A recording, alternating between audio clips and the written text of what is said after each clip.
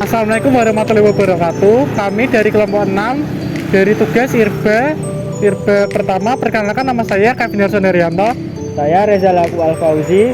Saya Ahmad Nurfatur Rahman. Di sini kami akan menjelaskan tentang bab prop water recruitment. Untuk selanjutnya silakan menyaksikan. Ya, di sini saya akan menjelaskan untuk kebutuhan air lahan basah seperti padi. Yaitu yang pertama,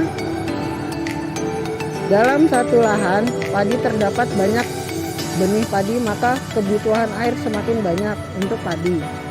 Yang kedua, pertumbuhan padi atau fotosintesis padi lebih cepat daripada lahan ladang atau jagung. Dalam reaksi fotosintesis dibutuhkan H2O, di mana sebagai air, maka dibutuhkan semakin banyak kebutuhan airnya.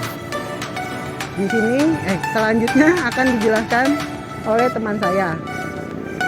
Baik, di sini saya akan melanjutkan penjelasan dari teman saya, yaitu mengenai kebutuhan tanaman air berupa tanaman jagung.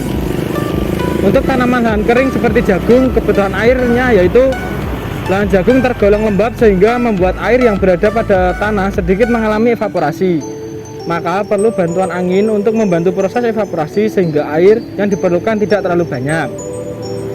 Pada daun jagung, walaupun tergolong lebar, tetapi pada satu lahan jagung tidak sebanyak satu lahan padi, sehingga kebutuhan air pun lebih sedikit lahan jagung. Contoh tingkat keperluan air pada lahan kering: palawija yang butuh air banyak, misalnya bawang, kacang tanah, dan singkong. Palawija yang butuh air sedikit, misalnya cabai, jagung, tembakau, dan kedelai. Palawija yang butuh sangat sedikit air, misalnya ketimun dan lembayung. Sekian dari saya. Kemudian saya akan menjelaskan karakteristik suatu tanaman.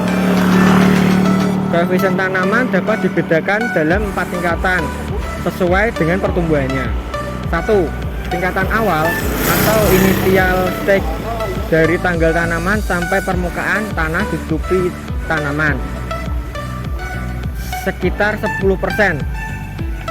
2. Tingkatan pertumbuhan tanaman atau crop development stage, yaitu dari SC sama dengan 10% sampai dengan SC sama dengan 70 sampai 80%. Kemudian 3. Tingkatan pertengahan mid season stage, yaitu dari SC sama dengan 70 sama dengan 80% sampai tanaman dewasa. Tingkatan akhir late season stage, yaitu dari tanaman dewasa sampai berubah atau panen. Kemudian akan dijelaskan oleh teman saya. Untuk selanjutnya saya akan melanjutkan penjelasan dari teman saya untuk faktor karakteristik tanaman, yaitu faktor KC.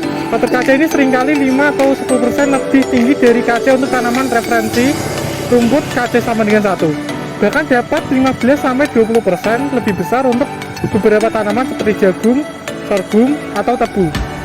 Tanaman yang mempunyai stomata tertutup pada siang hari akan mempunyai harga KC yang lebih kecil dibandingkan bila mempunyai stomata terbuka sepanjang hari. Pengaruh faktor KC beberapa tanaman digambarkan oleh FAO seperti gambar yang ada di atas ini. Sekian dari kami untuk penjelasan materi bab water crop water recruitment telah selesai. Sekian dan terima kasih. Wassalamualaikum warahmatullahi wabarakatuh. Bisa bonus sekali tag timbangannya.